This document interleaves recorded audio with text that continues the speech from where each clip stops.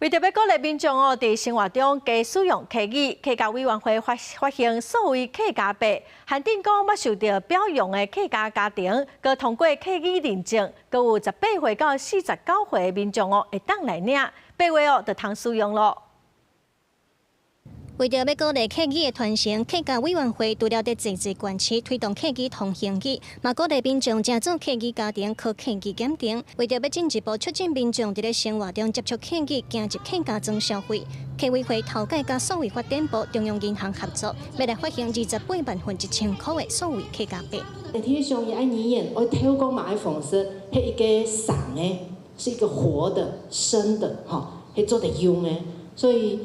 英国泥巴都私从底部要进到市场里头啊，进到市场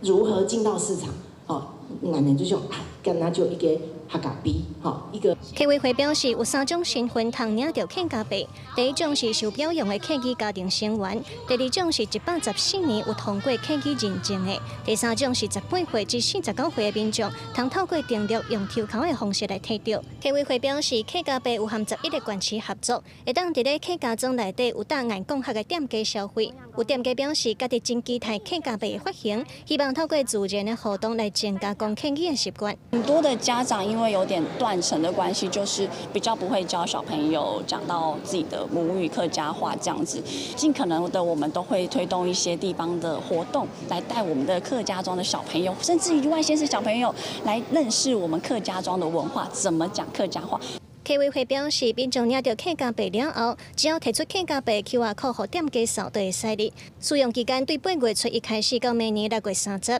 客委会希望扩大客语的使用族群，让民众在消费过程当中通开嘴讲客语，创造语言传承和促进客家庄经济的双赢局面。记者卢尚如、曾春友台北报道。